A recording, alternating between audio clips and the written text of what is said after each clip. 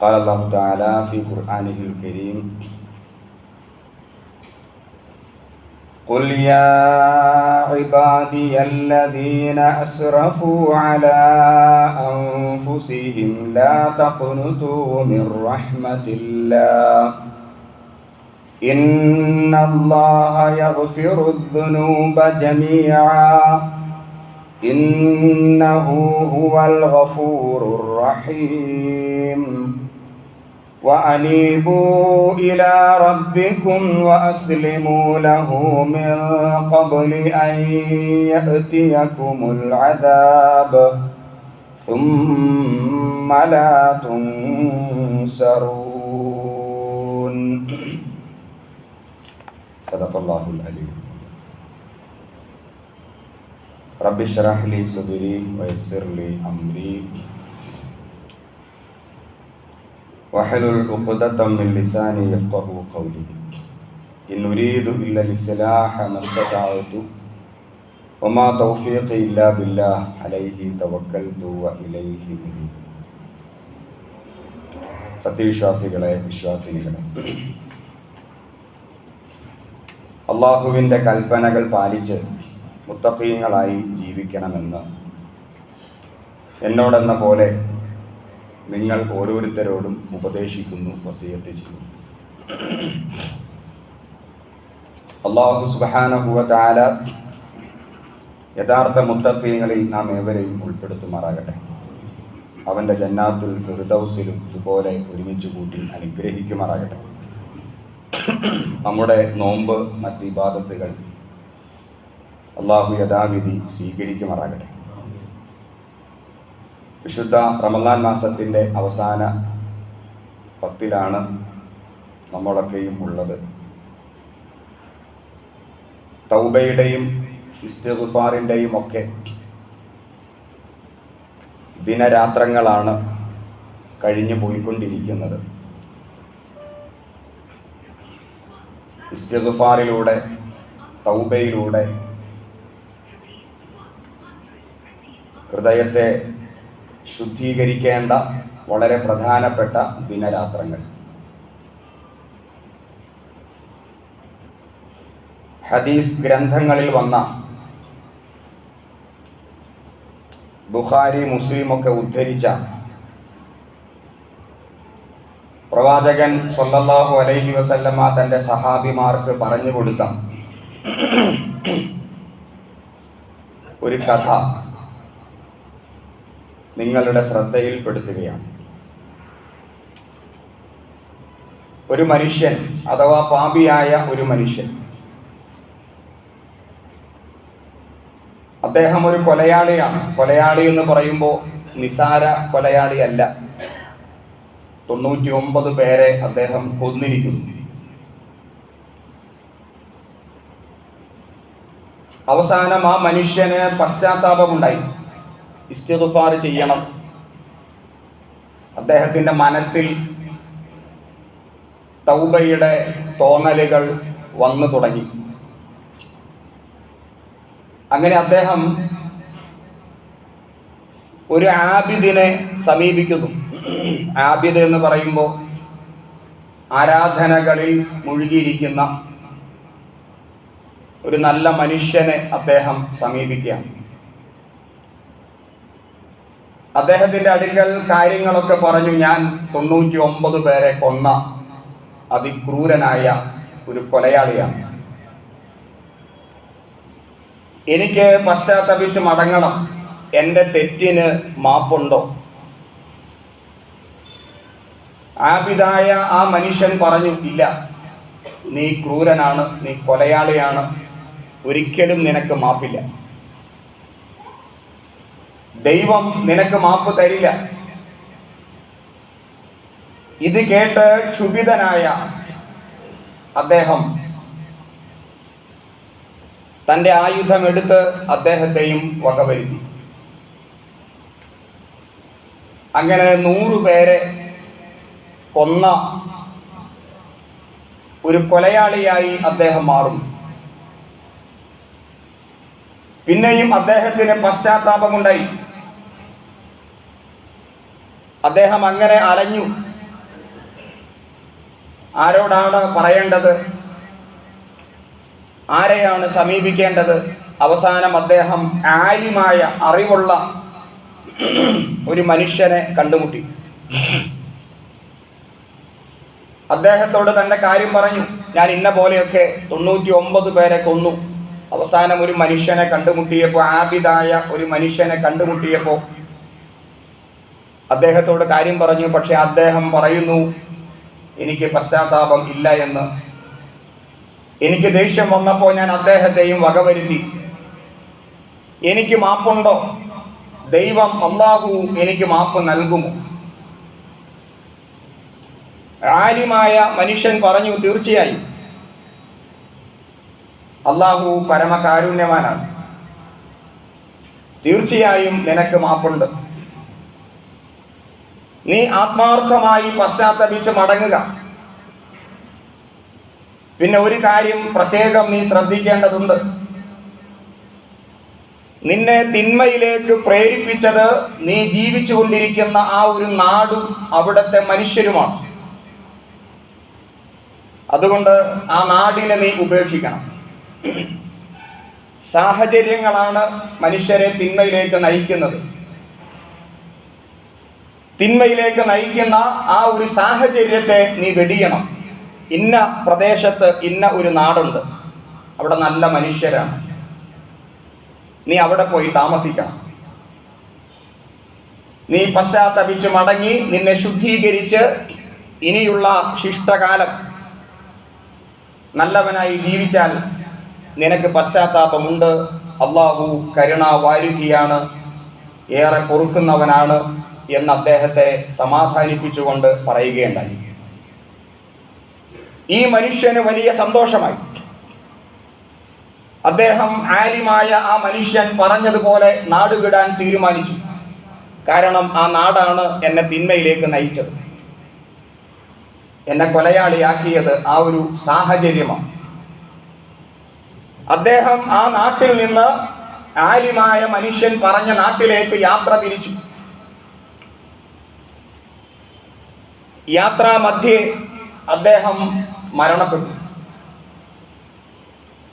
ഈ സന്ദർഭത്തിൽ അദ്ദേഹത്തിന്റെ ആത്മാവിനെ പിടിക്കുവാൻ വേണ്ടി, അള്ളാഹുവിന്റെ സമക്ഷം ആത്മാവിനെ സമർപ്പിക്കുവാൻ വേണ്ടി കാരുണ്യത്തിന്റെ മലക്കുകൾ അവിടെ എത്തി. അതോടൊപ്പം തന്നെ ശിക്ഷയുടെ മലക്കുകളും അവിടെ എത്തി. ഈ 2 മലക്കുകളും തർക്കമായി. കാരുണ്യത്തിന്റെ മലക്കുകൾ പറഞ്ഞു, ഇദ്ദേഹത്തിന്റെ ആത്മാവിനെ ഞങ്ങളാണ് കൊണ്ടുപോകേണ്ടത്. ഇദ്ദേഹം തൗബ ചെയ്ത ഒരു മനുഷ്യനാണ്, ശുദ്ധീകരിക്കപ്പെട്ട ഒരു മനുഷ്യനാണ്. ശിക്ഷയുടെ മലക്കുകൾ പറഞ്ഞു, അല്ല, 100 പേരെ കൊന്ന ഇദ്ദേഹം കുറ്റവാളിയാണ്, ഇദ്ദേഹത്തിന്റെ ആത്മാവിനെ ഞങ്ങളാണ് കൊണ്ടുപോകേണ്ടത്. അവസാനം തർക്കം പരിഹരിച്ചുകൊണ്ട് അല്ലാഹു ഇടപെട്ടു. അല്ലാഹു മലക്കുകളോട് പറഞ്ഞു, ആ മനുഷ്യൻ നന്മയുടെ മാർഗത്തിലേക്ക് നല്ലവനായി തീരാൻ വേണ്ടി ആ മനുഷ്യൻ നടന്ന, ഓടിയ, സഞ്ചരിച്ച വഴിദൂരം ഒന്ന് അളക്കുക. തിന്മയുടെ നാട്ടിൽ നിന്ന് എത്രത്തോളം അദ്ദേഹം സഞ്ചരിച്ചു അതും ഒന്ന് അളക്കുക. ഏതാണ് കൂടുതൽ എന്ന് പരിശോധിക്കുക.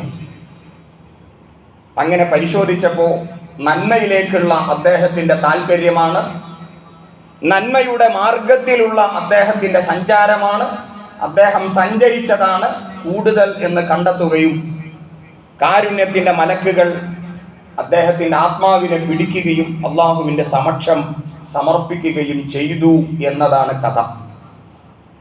ഇതുണ്ടായ സംഭവമാണോ, യാഥാർത്ഥ്യമാണോ എന്നൊന്നും എവിടെയും പറയുന്നില്ല. പക്ഷേ നബി സല്ലല്ലാഹു അലൈഹി വസല്ലമ തന്റെ സഹാബിമാർക്ക് പറഞ്ഞു കൊടുക്കുകയാണ് അള്ളാഹുവിന്റെ കാരുണ്യത്തെ സംബന്ധിച്ച്. അള്ളാഹു ആരാണെന്ന് തന്റെ സഹാബിമാർക്ക് റസൂൽ കരീം സല്ലല്ലാഹു അലൈഹി വസല്ലമ ബോധ്യപ്പെടുത്തി കൊടുക്കുക. കാരുണ്യത്തിന്റെ കടലാണ് പടച്ചവൻ. ഏതൊരു പാപവും അള്ളാഹു പൊറുക്കാൻ സന്നദ്ധനാണ്. 100 പേരെ കൊന്ന ഒരു മനുഷ്യന് അള്ളാഹു മാപ്പ് കൊടുത്തിരിക്കുന്നു. എന്ന് പറയുമ്പോൾ കൊലയാളിയാകാനല്ല അള്ളാഹു പറയുന്നത്. മനുഷ്യ സഹജമായി സാഹചര്യങ്ങളുടെ തേട്ടം, ജീവിച്ച പശ്ചാത്തലം, ഇതൊക്കെയാണ് മനുഷ്യരെ പാപികളാക്കുന്നത്.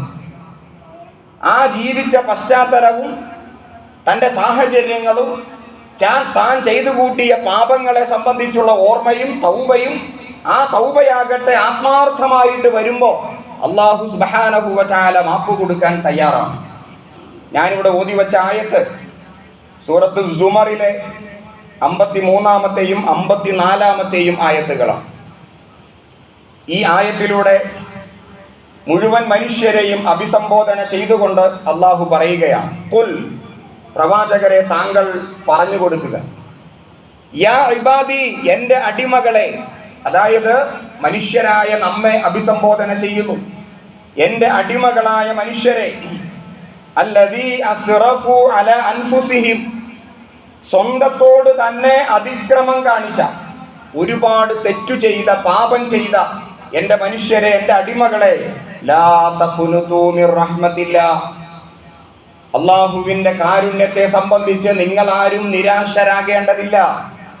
ഇന്നല്ലാഹ യഗ്ഫിറുദ് ദുനൂബ ജമീഅ, നിങ്ങൾ ചെയ്തു കൂട്ടിയ സകല പാപങ്ങളും പൊറുക്കാൻ തീർച്ചയായും അല്ലാഹു സന്നദ്ധനാണ്. ഇന്നഹു ഹുവൽ ഗഫൂറുർ റഹീം, തീർച്ചയായും അല്ലാഹു ഏറെ പൊറുക്കുന്നവനും കരുണാവാരിധിയും ആകുന്നു. വളരെയധികം പ്രത്യാശ നൽകുന്ന ഒരായത്താണ് ഇത്. ഞാൻ പറഞ്ഞതല്ല, ഇബ്നു അബ്ബാസ് റളിയല്ലാഹു അൻഹു, ആദ്യത്തെ ഖുർആൻ വ്യാഖ്യാതാവ്, പ്രവാചകൻ സല്ലല്ലാഹു അലൈഹി വസല്ലമ അനുഗ്രഹിച്ച പ്രവാചകന്റെ കുടുംബത്തിൽപ്പെട്ട അബ്ബാസ് റളിയല്ലാഹു അൻഹുവിന്റെ, പ്രവാചകന്റെ പിതൃവ്യൻ, ആ പിതൃവ്യന്റെ മകനാണ് ഇബ്നു അബ്ബാസ് റളിയല്ലാഹു അൻഹു. അദ്ദേഹമാണ് ഈ ആയത്തിനെ സംബന്ധിച്ച് പറഞ്ഞത്. വിശുദ്ധ ഖുർആനിലെ ഒരു സത്യവിശ്വാസിക്ക്, ഒരു മനുഷ്യന് ഏറെ പ്രത്യാശ നൽകുന്ന ഒരായത്താണിത്. തിന്മ ചെയ്ത മനുഷ്യരെ അള്ളാഹു മാടി വിളിക്കുന്നു, നിങ്ങൾ അള്ളാഹുവിന്റെ കാരുണ്യത്തെ സംബന്ധിച്ച് നിരാശരാകേണ്ടതില്ല. സകല പാപങ്ങളും അള്ളാഹു പൊറുക്കാൻ തയ്യാറാണ്. അതിന്റെ താഴെ വഅനീബു ഇലാ റബ്ബിക്കും, നിങ്ങൾ മടങ്ങി വരൂ, നിങ്ങൾ മടങ്ങി വരൂ. അള്ളാഹു പറയുകയാണ്, വഴിതെറ്റി സഞ്ചരിച്ചു കൊണ്ടിരിക്കുന്ന അള്ളാഹുവിന്റെ ദാസന്മാരെ, നിങ്ങൾ മടങ്ങി വരൂ. വഅനീബു ഇലാ റബ്ബിക്കും, നിങ്ങളുടെ റബ്ബിന്റെ സമക്ഷത്തിലേക്ക്, റബ്ബിന്റെ സമീപത്തേക്ക് നിങ്ങൾ മടങ്ങി വരൂ. വഅസ്ലിമൂ ലഹു, അള്ളാഹു വഴിപ്പെട്ടുകൊണ്ട് മടങ്ങി വരൂ. മിൻ ഖബ്ലി അൻ യഅതിയകുമുൽ അദാബ്, അള്ളാഹുവിന്റെ ശിക്ഷ നിങ്ങളെ പിടികൂടും, അതിനു മുമ്പ് നിങ്ങൾ മടങ്ങി വരും. സുമ്മ ലാ തുൻസറൂൻ, പിന്നീട് അള്ളാഹു നിങ്ങളെ സഹായിക്കില്ല. അപ്പൊ അള്ളാഹുവിന്റെ ശിക്ഷ നിങ്ങളെ പിടികൂടും, അതിനു മുമ്പ് തൗബ ചെയ്ത് പശ്ചാത്തപിച്ച് മടങ്ങി നിങ്ങൾ തിരിച്ചു വരൂ. ഇത്രയും പ്രത്യാശ നൽകുന്ന വിശുദ്ധ ഖുർആനിലെ മറ്റേതെങ്കിലും ആയത്തുകൾ ഉണ്ടോ? ഉണ്ട്. വേറെയും ആയത്തുകൾ നമുക്ക് ചൂണ്ടിക്കാണിക്കാൻ കഴിയും. പ്രത്യാശ നൽകുന്ന ആയത്തുകളെ സംബന്ധിച്ച് പരിശോധിക്കുമ്പോൾ 1-2 ആയത്തുകൾ കൂടിയുണ്ട്. സൂറത്ത് അൻ-നിസായിലെ 110-ാമത്തെ ആയത്ത്, വമൻ യഅമൽ സൂഅൻ, ആരെങ്കിലും ഒരു തിന്മ ചെയ്തു, ഔ യളിം നഫ്സഹു, അല്ലെങ്കിൽ സ്വന്തത്തോട് തന്നെ അക്രമം പ്രവർത്തിച്ചു, സുമ്മ യസ്തഗ്ഫിരില്ലാഹ്, പിന്നീട് അവൻ അല്ലാഹുവോട് പശ്ചാത്തപിച്ചു മടങ്ങി, യജിദില്ലാഹ, അവൻ അല്ലാഹുവിനെ കണ്ടുമുട്ടുന്നു, ഗഫൂറർ റഹീമ, ഏറെ പൊറുക്കുന്നവനായിട്ട്, കരുണാവാരിധിയായിട്ട് അവൻ അല്ലാഹുവിനെ കണ്ടുമുട്ടുന്നു. ഈ ആയത്തിനെ സംബന്ധിച്ച് അലി റളിയല്ലാഹു അൻഹു പറയുകയുണ്ടായി, ഏറെ പ്രത്യാശ നൽകുന്ന ആയത്താണ്. അതേപോലെ സൂറത്ത് അൽ അൻആമിലെ 160-ാമത്തെ ആയത്താണ്, മൻ ജാഅ ബിൽ ഹസന, ആരെങ്കിലും ഒരു നന്മ ചെയ്താൽ, ഫലഹു, അവനുണ്ട്, അശ്റു അംസാലിഹ, ആ നന്മയുടെ 10 ഇരട്ടി പ്രതിഫലമുണ്ട്. ഒരു നന്മയ്ക്ക് 10 ഇരട്ടിയാണ് പ്രതിഫലം. അതേസമയം വമൻ ജാഅ ബിസയ്യിഅ, ആരെങ്കിലും ഒരു തിന്മ ചെയ്താൽ, ഫലാ യുജ്സ ഇല്ലാ മിസ്ലഹ, ആ തിന്മയ്ക്കുള്ള ശിക്ഷ മാത്രമേ അള്ളാഹു നൽകുന്നുള്ളൂ. വഹും ലാ യുദ്ലമൂൻ, അവർ ഒരിക്കലും അനീതിക്ക് ഇരയാക്കപ്പെടുകയില്ല. അപ്പോൾ ഒരു നന്മയ്ക്ക് 10 ഇരട്ടിയാണ് പ്രതിഫലം. നന്മ ചെയ്യാനുള്ള പ്രോത്സാഹനമാണ്. ഈ ആയത്തും ഏറെ പ്രത്യാശ നൽകുന്ന ഒരായത്തായിട്ടാണ് മുൻഗാമികൾ മനസ്സിലാക്കിയിട്ടുള്ളത്. അതേപോലെ തന്നെ സൂറത്ത് അൽ ഫുർഖാനിലെ 69-ാമത്തെ ആയത്താണ്.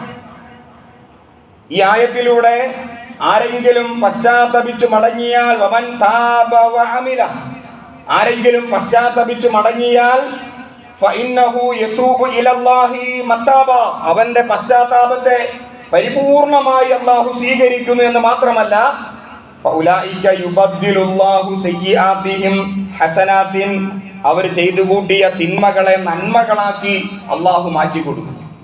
ഇതും പടച്ചവന്റെ കാരുണ്യമാണ്. ഇങ്ങനെ പ്രത്യാശ നൽകുന്ന ഒരുപാട് ആയത്തുകൾ വിശുദ്ധ ഖുർആനിലുണ്ട്. പ്രവാചകന്മാരെ സംബന്ധിച്ചൊന്ന് പരിശോധിക്കുകയാണെങ്കിൽ പ്രവാചകന്മാർക്കും അബദ്ധങ്ങൾ പറ്റിയിട്ടുണ്ട്. അതിനെ സംബന്ധിച്ച് ഖുർആൻ പറയുന്നുണ്ട്. യൂനുസ് അലൈഹിസ്സലാം, അതിനു മുമ്പ് ആദം നബി അലൈഹിസ്സലാം, കഥ എല്ലാവർക്കും അറിയാം. ആ സ്വർഗത്തിൽ വച്ചുണ്ടായ സംഭവ കഥ ഇവിടെ പറയേണ്ടതില്ല. അള്ളാഹുവിന്റെ കൽപ്പന ലംഘിച്ചു ആദം നബി അലൈഹിസ്സലാം അള്ളാഹുവോട് തൗബ ചെയ്യുന്നു. ആ തൗബയുടെ വാക്കുകൾ ഏതാണ്?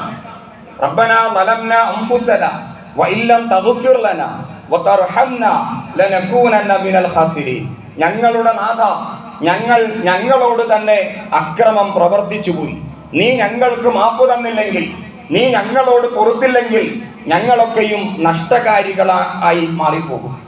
ഇങ്ങനെ ആത്മാർത്ഥമായി തൗബ ചെയ്തപ്പോ ഫതൂബു ഇലൈ, ആ തൗബ അള്ളാഹു സ്വീകരിക്കുകയുണ്ടായി. അതേപോലെ യൂനുസ് അലൈഹിസ്സലാം അള്ളാഹ് ഏൽപ്പിച്ച ഉത്തരവാദിത്വം, ആ ഉത്തരവാദിത്വം ദേഷ്യപ്പെട്ട് മറന്ന്, അല്ലെങ്കിൽ ആ ഉത്തരവാദിത്വം നിർവഹിക്കാൻ പറ്റാതെ ദേഷ്യപ്പെട്ട് നാട് വിട്ടുപോയ ഒരു പ്രവാചകനാണ്. ഒരുപാട് പരീക്ഷണങ്ങളിൽ അദ്ദേഹം അകപ്പെട്ടു. അവസാനം അദ്ദേഹത്തിന് ബോധ്യപ്പെട്ടു ഞാൻ കാണിച്ചത് തെറ്റാണ്. അദ്ദേഹം തൗബ ചെയ്യുന്നുണ്ട്. മത്സ്യത്തിന്റെ വയറ്റിൽ അകപ്പെട്ട പ്രവാചകനായിട്ടാണ് അദ്ദേഹത്തെ അള്ളാഹു പരിചയപ്പെടുത്തിയത്. ആ മത്സ്യത്തിന്റെ വയറ്റിൽ കിടന്നുകൊണ്ട് അദ്ദേഹം അള്ളാഹുവോട് തൗബ ചെയ്യുന്നു. അള്ളാഹുവേ, എനിക്ക് അബദ്ധം പറ്റി, നീ എനിക്ക് മാപ്പ് നൽകണം. ഇതേപോലെ മൂസാ നബി അലൈഹിസ്സലാം ഒരു മനുഷ്യനെ വധിക്കുന്നുണ്ട്. ദേഷ്യം വന്നപ്പോ, എല്ലാം കഴിഞ്ഞപ്പോഴാണ് അദ്ദേഹത്തിന് ബോധ്യപ്പെട്ടത് അള്ളാഹുവേ, എനിക്ക് മാപ്പ് നൽകണേ, പിശാചിന്റെ പണിയാണ്. അതേപോലെ മൂസാ നബി അലൈഹിസ്സലാം തന്നെ തന്റെ സഹോദരന്റെ താടിക്ക് പിടിച്ച് കറക്കി തൗറാത്ത് വലിച്ചെറിഞ്ഞ് ഒരു പ്രത്യേക സന്ദർഭത്തിൽ ദേഷ്യപ്പെട്ടു പോയിട്ടുണ്ട്. തൗറാത്ത് എന്ന് പറയുന്നത് അള്ളാഹുവിന്റെ വചനങ്ങളാണ്. അള്ളാഹുവിന്റെ വചനങ്ങളെ താഴേക്ക് വലിച്ചെറിയുന്നു, ദേഷ്യപ്പെടുന്നു, പ്രകോപിതനാകുന്നു. എല്ലാം കഴിഞ്ഞപ്പോ അള്ളാഹുവേ, നീ എനിക്ക് മാപ്പ് നൽകണേ, എന്റെ സഹോദരന് മാപ്പ് കൊടുക്കണേ, തൗബ ചെയ്തിട്ടുണ്ട്.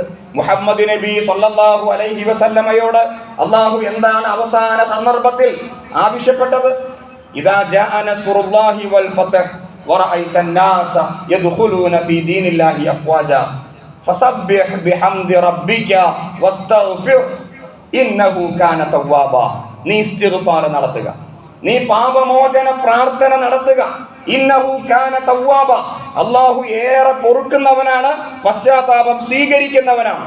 ഈ ആയത്ത് അവതരിച്ചതോടെ, ഈ സൂറത്ത് ഇറങ്ങിയതോടെ സുബ്ഹാനക അല്ലാഹുമ്മ റബ്ബനാ വബിഹംദിക അഷ്ഹദു അൻ ലാ ഇലാഹ ഇല്ലാ അൻത അസ്തഗ്ഫിറുക വഅതൂബു ഇലൈക് റസൂൽ പറയാത്ത സന്ദർഭങ്ങളില്ല.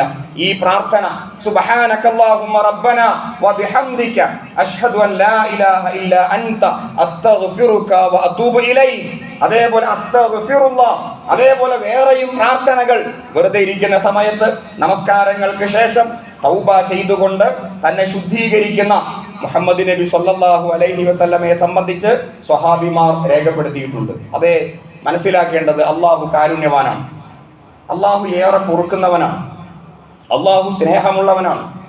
എല്ലാവരെയും പിടിച്ചിട്ട് നരകത്തിലേക്ക് ഇടണമെന്ന് അള്ളാഹു ഒരു താല്പര്യവുമില്ല. അള്ളാഹു അങ്ങനെ ആഗ്രഹിക്കുന്നേയില്ല. എല്ലാവരെയും സ്വർഗത്തിലാക്കാനാണ് അള്ളാഹു ആഗ്രഹിക്കുന്നത്. മുഹമ്മദ് നബി സല്ലല്ലാഹു അലൈഹി വസല്ലം പറഞ്ഞു, കുല്ലു ബിന ആദം ഖത്താഊൻ, ആദമിന്റെ മക്കളൊക്കെയും തിന്മ ചെയ്യും. അഥവാ മനുഷ്യ സഹജമായ അബദ്ധങ്ങൾ പറ്റും. മനുഷ്യർക്ക് അങ്ങനെയാണ്. അതുകൊണ്ട് വഖൈറുൽ ഖത്താഈന തവ്വാബൂൻ, തിന്മ ചെയ്യുന്നവരിൽ ഏറ്റവും ഉത്തമർ പശ്ചാത്തപിച്ച് മടങ്ങുന്നവരാണ്. ഒരബദ്ധവും പറ്റാത്ത, സുബദ്ധം മാത്രം ചെയ്തുകൊണ്ടിരിക്കുന്ന ഏതെങ്കിലും ഒരു മനുഷ്യനെ ചൂണ്ടിക്കാണിക്കാൻ സാധ്യമാണോ? ഒരബദ്ധവും പറ്റാത്ത, ഒരു സ്ഖലിതവും സംഭവിക്കാത്ത, ഒരു തിന്മയും സംഭവിക്കാത്ത ഏതെങ്കിലും ഒരു മനുഷ്യനെ ഈ കാലഘട്ടത്തിലോ ചരിത്രത്തിലോ ഇനി വരാൻ പോകുന്ന കാലഘട്ടത്തിലോ ചൂണ്ടിക്കാണിക്കാൻ സാധ്യമല്ല. മനുഷ്യ സഹജമാണ് തിന്മകൾ. അതുകൊണ്ട് പ്രിയമുള്ളവരെ, ഇത് അവസരമാണ്. റമദാൻ മാസമാണ്, അവസാന 10 നമുക്ക് തൗബ ചെയ്യാൻ കിട്ടിയ സുവർണ അവസരമാണ്. നമ്മുടെ ജീവിതത്തെ ഒന്ന് അരിച്ചു പെറുക്കിയെടുക്കുക, ഒരു അരിപ്പ വച്ചൊന്ന് അളക്കുക. നമുക്ക് ചില സംഗതികൾ ബോധ്യപ്പെടും.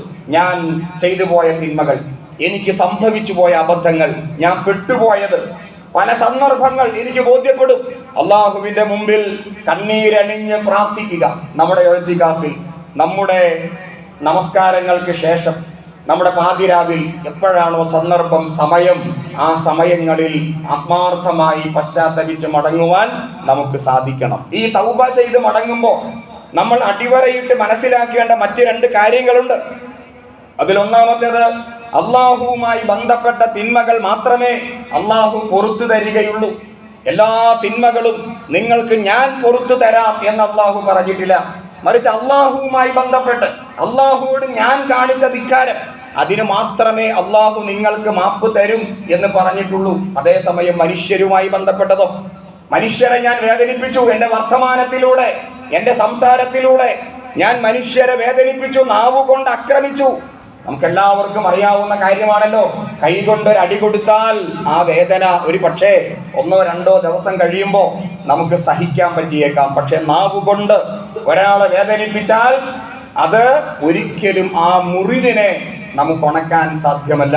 മുഹമ്മദ് നബി സ്വല്ലല്ലാഹു അലൈഹി വസല്ലമ അദ്ദേഹം പറയുകയുണ്ടായി, നരകത്തിൽ അധിക മനുഷ്യരും പോകാനുള്ള പ്രധാനപ്പെട്ട കാരണം അവർ നാവുകൊണ്ട് കൊയ്തെടുത്ത കറ്റ നിമിത്തം.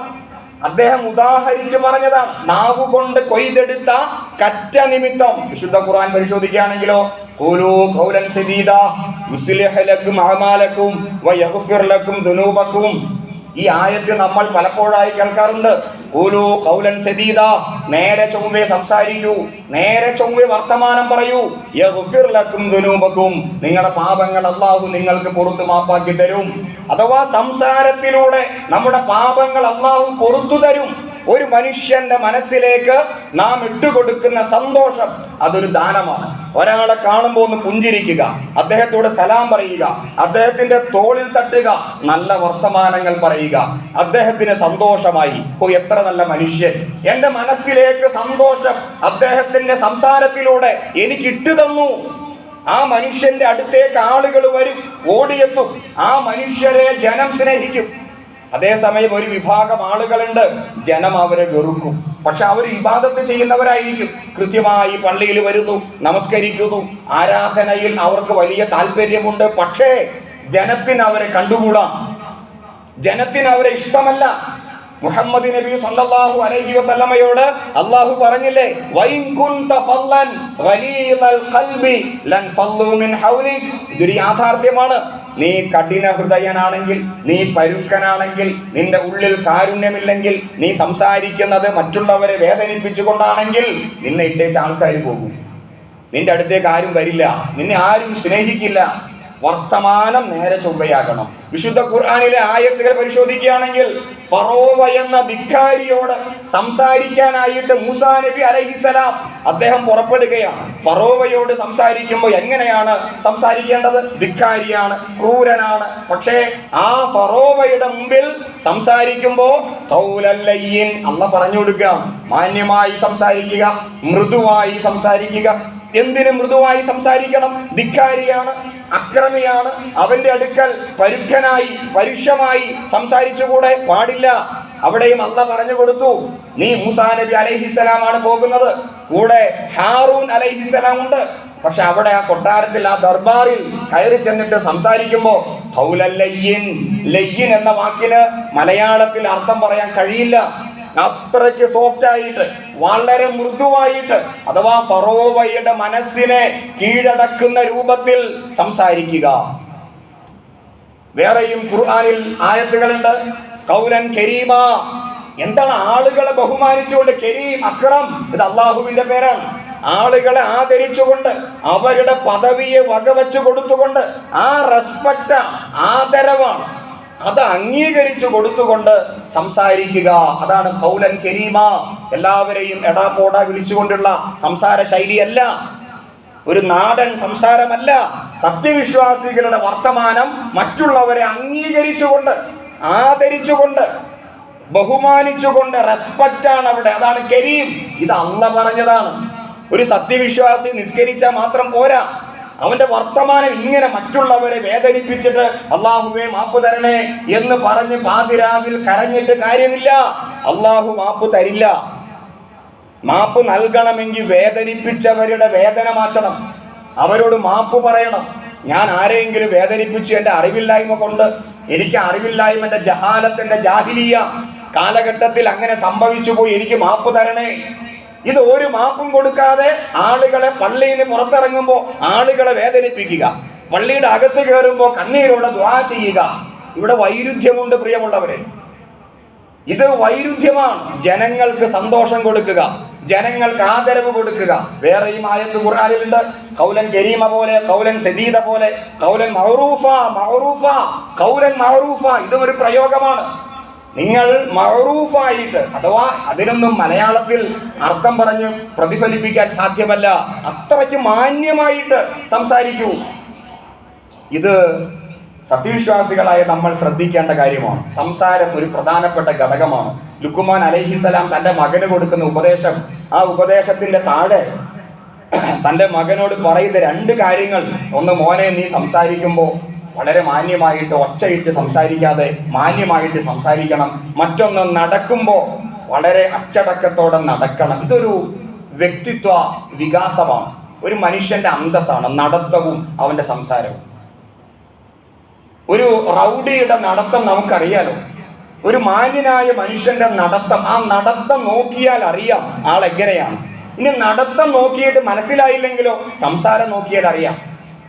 അതുകൊണ്ട് സംസാരത്തിൽ സൂക്ഷിക്കണം, ആരെയും വേദനിപ്പിക്കരുത്. പ്രത്യേകിച്ച് പദവിയിൽ ഇരിക്കുന്ന ആളുകൾ. ഓരോ പദവിയിൽ, ഇപ്പോൾ ഞാനൊരു ഖത്തീബാണ്, ആ ഖത്തീബ് എന്ന പദവിയിൽ ഇരുന്നു കൊണ്ട് എൻ്റെ സംസാരം വളരെ മോശമാണെങ്കിലോ, നിങ്ങളെ വേദനിപ്പിക്കുന്നുവെങ്കിലോ എന്തായിരിക്കും അതിൻ്റെ അർത്ഥം? ഓരോ പദവിയിൽ, അത് പള്ളിയുടെ ഉന്നത സ്ഥാനങ്ങളിൽ ഇരിക്കുന്ന ആളുകളാകട്ടെ, സംഘടനകളുടെ തലപ്പത്തുള്ള ആളുകളാകട്ടെ, ഓരോ പ്രസ്ഥാനങ്ങളെ നയിക്കുന്നവരാകട്ടെ, ഓരോ പദവി, ആ പദവിയിലിരിക്കുന്ന ആളുകളെ ജനങ്ങൾ കാണുന്നത് മറ്റൊരു വീക്ഷണകോണിലൂടെയാണ്. അപ്പൊ അവരുടെ വർത്തമാനവും അവരുടെ പെരുമാറ്റവും ജനങ്ങൾ കൃത്യമായി അളക്കും, മനസ്സിലാക്കും. മറ്റുള്ളവരെ വേദനിപ്പിക്കുന്ന ഒരു ശൈലി സ്വീകരിക്കാനേ പാടില്ല. ചില ആളുകൾ നമ്മളോട് പറഞ്ഞിട്ടുണ്ട്, പലരെയും സംബന്ധിച്ച് ഒരുപാട് ആളുകൾ ഇങ്ങനെ സംസാരിക്കും, അതിന്റെ കൂട്ടത്തിൽ എനിക്ക് ഇന്നലെ ഉറങ്ങാൻ കഴിഞ്ഞില്ല. എന്തുകൊണ്ട്? ആ മനുഷ്യന്റെ വർത്തമാനം എന്നെ വേദനിപ്പിച്ചു, എനിക്ക് ഉറക്കം വരുന്നില്ല, എൻ്റെ മനസ്സിനെ വല്ലാതെ പ്രയാസപ്പെടുത്തി, എനിക്ക് ഉറക്കമേ വരുന്നില്ല. അപ്പോ അതിന്റെ അർത്ഥം എന്താ? അത്രമാത്രം ആ ഹൃദയം വേദനിച്ചു. അപ്പൊ നാളെ പരലോകത്ത് നബിയുടെ ഒരു ഹദീസ് ഉണ്ടല്ലോ, നാളെ പരലോകത്ത് ചെല്ലുമ്പോൾ ദീനാറില്ല, അവിടെ ദിർഹമില്ല. റസൂൽ പറയാണ്, പൈസ കൊടുത്തിട്ട് നമുക്ക് രക്ഷപ്പെടാൻ പറ്റില്ല. ഒരു മനുഷ്യനെ കൊണ്ടുവരും, അദ്ദേഹത്തിന്റെ കൈവശം ചുമടുപോലെ ഇബാദത്തുണ്ട്, രാത്രിയും പകലൊക്കെ നിന്ന് നമസ്കരിച്ചതിന്റെ ആരാധനകളുടെ ഒരു വലിയ ഭാണ്ഡവും വേറിയിട്ടാണ് ആ മനുഷ്യൻ വരുന്നത്. ആ മനുഷ്യനെ വിചാരണ ചെയ്യുമ്പോൾ അപ്പുറത്ത് മറ്റൊരു മനുഷ്യനുണ്ട്. അപ്പൊ ആ മനുഷ്യൻ പറയാണ്, അല്ലാഹുവേ എന്നെ അദ്ദേഹം വേദനിപ്പിച്ചു, വാക്കുകൊണ്ട് വേദനിപ്പിച്ചു, അല്ലാതെ വേദനിപ്പിച്ചു. അപ്പൊ അള്ളാഹു എന്താണ് പറയുക? ഇവന്റെ ഇബാദത്ത് എടുത്ത് അവിടെ കൊടുക്കുക, പകരം എത്ര വേണം നിനക്ക്? അപ്പൊ ആ ഇബാദത്ത്, ഇവൻ ചുമട് പോലെ കൊണ്ടുവന്ന ഇബാദത്തുകൾ ആരെയാണോ വേദനിപ്പിച്ചത്, ആരെയാണോ പ്രയാസപ്പെടുത്തിയത്, അവർ കൊണ്ടുപോവുകയാണ്. റസൂല് ഈ സംഗതി പറയുമ്പോൾ തുടക്കത്തിൽ ചോദിക്കുന്ന ഒരു ചോദ്യമുണ്ട്, മനിൽ മുഫ്ലിസ്, ആരാണ് പാപ്പരായത് നിങ്ങൾക്കറിയുമോ?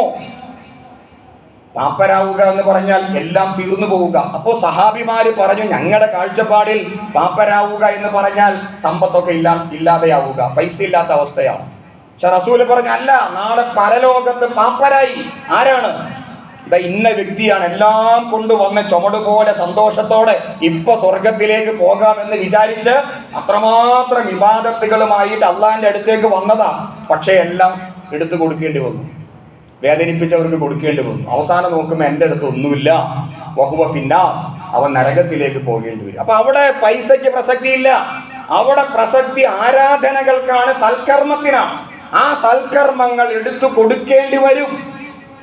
വളരെ ജാഗ്രതയോടെ ഓരോ സത്യവിശ്വാസികളും മനസ്സിലാക്കേണ്ട ഒരു കാര്യമാണ്. അതുകൊണ്ട് മനുഷ്യരുമായി ബന്ധപ്പെട്ടത് മനുഷ്യരോട് തീർക്കുക, എന്നിട്ട് അള്ളാഹുവോട് തൗബ ചെയ്യുക. രണ്ടാമത്തെ കാര്യം, നിങ്ങൾ ആരോടെങ്കിലും പിണങ്ങി നിൽക്കുന്നുണ്ടെങ്കിൽ നിങ്ങളുടെ ഇബാദത്ത് സ്വീകരിക്കപ്പെടില്ല, നിങ്ങളുടെ പ്രാർത്ഥന സ്വീകരിക്കപ്പെടില്ല. എന്ത് കാരണമാകട്ടെ, മാതാപിതാക്കൾക്കിടയിൽ പ്രശ്നം, സഹോദരങ്ങൾക്കിടയിൽ പ്രശ്നം, അയൽവാസികൾക്കിടയിൽ പ്രശ്നം, അതിന്റെ വിചാരം എന്തുമാകട്ടെ, ഒരു സത്യവിശ്വാസിക്ക് പിണങ്ങാൻ, ഒരു സത്യവിശ്വാസിക്ക് വഴക്കടിക്കാൻ, അത് അങ്ങനെ പിണങ്ങി ജീവിക്കാൻ, വൈരാഗ്യത്തോടെ പകയോടെ ജീവിക്കാൻ അനുവാദമില്ല. സ്നേഹമാണ്, സൗഹാർദ്ദമാണ്, സഹിഷ്ണുതയാണ്, സാഹോദര്യമാണ് ഇസ്ലാം പ്രകാശിപ്പിക്കുന്നത്.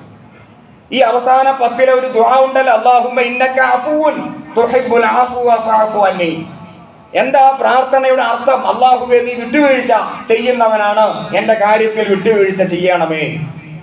ഈ ദുആ എങ്ങനെ നിങ്ങൾ പ്രാർത്ഥിക്കും? എൻ്റെ സഹോദരനുമായിട്ട് മിണ്ടിയിട്ട് വർഷങ്ങളായി. ചില ആളുകളൊക്കെ അനുഭവം പറയാറുണ്ട്, ഇങ്ങനെ സഹോദരങ്ങളുമായി ബന്ധപ്പെട്ട പ്രശ്നങ്ങളൊക്കെ തീർക്കാൻ പോയപ്പോൾ ജ്യേഷ്ഠനും അനിയനുമാണ്. അപ്പൊ അനിയൻ പറയുന്നു, ഞാൻ പുറത്തു കൊടുക്കില്ല, ഞാൻ പുറത്തു കൊടുക്കാൻ തയ്യാറല്ല. ജ്യേഷ്ഠൻ പറയുന്നു, ഞാൻ പുറത്തു കൊടുക്കാൻ തയ്യാറാണ്. പക്ഷെ അനിയൻ പറയും, ഞാൻ തയ്യാറല്ല. തിരിച്ച് ഓപ്പോസിറ്റ് ആകാം.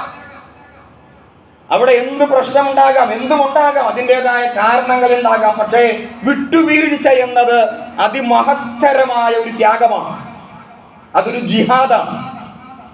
അഥവാ ഒരാൾക്ക് പുറത്തു കൊടുക്കുക എന്നതൊരു വലിയ ത്യാഗമാണ്.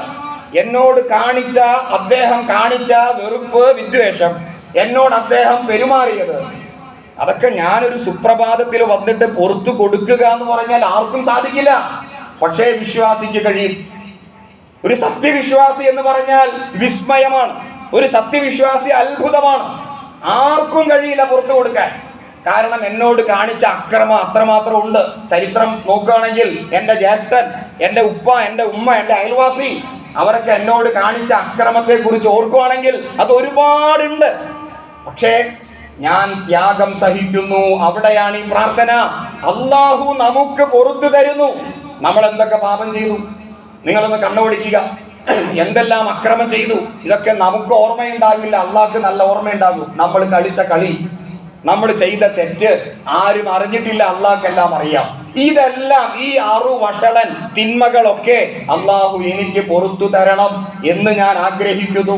അള്ളാഹു എനിക്ക് പുറത്തു തരാമെന്ന് അള്ളാഹു തന്നെ പറയുന്നു. പക്ഷെ ഞാൻ ആർക്കും പുറത്തു കൊടുക്കില്ല, അള്ളാഹ് എനിക്ക് പുറത്തു തരണം. ഇത് വൈരുദ്ധ്യമുണ്ട്, അതും പാടില്ല. അതുകൊണ്ട് മാപ്പ് കൊടുക്കുക, വിളിച്ചു പറയുക, ഇതാ റമദാൻ മാസമാണ്, എന്തെങ്കിലും ഉണ്ടെങ്കിൽ പൊരുത്തപ്പെടുക, ക്ഷമ ചോദിക്കട്ടെ, ക്ഷമ ചോദിക്കുക. റസൂൽ പറഞ്ഞില്ലേ, സത്യവിശ്വാസി ആരുടെയെങ്കിലും മുമ്പിൽ താന്നു കൊടുത്താൽ അള്ളാഹു അവനെ ഉയർത്തിയിട്ടേ ഉള്ളൂ. അതുകൊണ്ട് ഇത്തരത്തിലുള്ള പ്രശ്നങ്ങളെ പരിഹരിച്ചിട്ട് പള്ളിയിൽ വന്നിട്ട് തൗബ ചെയ്യുക, ഇല്ലാതെ ആ തൗബ സ്വീകരിക്കപ്പെടില്ല. മറ്റൊരു കാര്യം കൂടി പ്രധാനപ്പെട്ടതാണ്, നമ്മുടെ സാമ്പത്തിക വശമാണത്. ഹലാലായ സമ്പാദ്യം, സമ്പത്തിനെ ശുദ്ധീകരിക്കുക. അള്ളാഹ് അനുവദിച്ചത് എത്രയോ ആയത്തുകളുണ്ട് ഖുർആനിൽ. കുലൂ മിൻ ത്വയ്യിബാതി മാ റസഖ്നാകും, ഹലാലൻ ത്വയ്യിബ, ഹലാലായ ത്വയ്യിബായ ആഹാരം കഴിക്കുക. സമ്പത്ത്, പലിശയുമായി ബന്ധപ്പെട്ട കാര്യങ്ങൾ, അതേപോലെ കൊടുക്കാനുള്ള കടങ്ങൾ, ഇങ്ങനെ ഒരുപാട് പ്രശ്നങ്ങളുണ്ട് നമുക്ക് സാമ്പത്തികമായി. അതിനെ പരിഹരിക്കുക. കടം മേടിച്ചിട്ട് കൊടുക്കാതിരിക്കരുത്. കൊടുക്കാൻ സാധ്യമല്ലെങ്കിൽ അവരോട് പറയുക, എൻ്റെ അവസ്ഥ ഇപ്പൊ എങ്ങനെയാണ്, എനിക്ക് അവധി വേണം. ഒളിച്ചു നടക്കരുത്. ഫോൺ വിളിച്ചിട്ട് എടുക്കാതിരിക്കരുത്. കടം ഞാൻ മേടിച്ചിട്ടുണ്ടോ? ഉണ്ടെങ്കിൽ ഞാൻ ബാധ്യതയുള്ളവനാണ്. ഞാൻ അദ്ദേഹത്തോട് പറയണം, എനിക്ക് കൊടുക്കാൻ കഴിയില്ല, എൻ്റെ പ്രശ്നം ഇപ്പൊ അങ്ങനെയാണ്. സഹോദര, എനിക്ക് അളവ് വേണം, എനിക്ക് ജീവിക്കാൻ നിവൃത്തിയില്ല, കിട്ടുന്ന പണം അന്നുള്ള വരുമാനത്തിനെ തികയുന്നുള്ളൂ, താങ്കളുടെ കടം തീർക്കാൻ സാധിക്കുന്നില്ല, എനിക്ക് ഇത്ര അവധി വേണം. അവധി ചോദിച്ചാൽ കൊടുക്കണമെന്ന് അല്ലാഹ് പറഞ്ഞിരിക്കും. പക്ഷെ നമ്മൾ അങ്ങനെയാണോ? നമ്മൾ ഫോൺ വിളിച്ചാൽ എടുക്കില്ല, കടം തന്നയാളെ കണ്ട മാറി നടക്കും, അദ്ദേഹത്തിന്റെ മുമ്പിലേക്ക് വരില്ല. ഇത് സത്യവിശ്വാസിക്ക് ചേർന്നതല്ല. ഇതൊക്കെ ജീവിതത്തിൽ വച്ചിട്ട് തൗബ ചെയ്യരുത്. ഇനി കുറഞ്ഞ ദിവസങ്ങളേ ഉള്ളൂ. ഇതെല്ലാം പരിഹരിക്കുക. വളരെ പെട്ടെന്ന് ഈ പ്രശ്നങ്ങളൊക്കെ പരിഹരിച്ചിട്ട്, ഞാൻ ആദ്യം പറഞ്ഞല്ലോ അള്ളാഹുവിന്റെ കാരുണ്യത്തെ സംബന്ധിച്ച് ഒരു കഥ പറഞ്ഞില്ലേ, ആ മനുഷ്യൻ എല്ലാം തീർത്തിട്ടാണ് ഇനി നന്നാവണം, അദ്ദേഹത്തിന് മനസ്സിലായി ഇനി നന്നാവണം. അങ്ങനെയാണ് ആ മനുഷ്യൻ ഓടിയത്. എവിടെയാണ് എനിക്ക് നന്നാകാനുള്ള അവസരം? അങ്ങനെയാണ് കണ്ടുമുട്ടിയതും തൗബ ചെയ്തതും. അങ്ങനെയാണ് കാരുണ്യത്തിന്റെ മലക്കുകൾ ആ മനുഷ്യരെ കൊണ്ടുപോയതും. ആ കഥ നിങ്ങൾക്ക് ഓർമ്മയുണ്ടാവും. പടച്ചവൻ നമ്മെ അനുഗ്രഹിക്കുമാറാകട്ടെ, കാത്തു രക്ഷിക്കുമാറാകട്ടെ, നമ്മുടെ പ്രശ്നങ്ങളെ അവൻ പരിഹരിക്കുമാറാകട്ടെ. അറിവില്ലായ്മ കൊണ്ടാണ് ഇതൊക്കെയും സംഭവിക്കുന്നത്. അള്ളാഹു നമുക്ക് യഥാർത്ഥ അറിവ് പ്രദാനം ചെയ്യുമാറാകട്ടെ.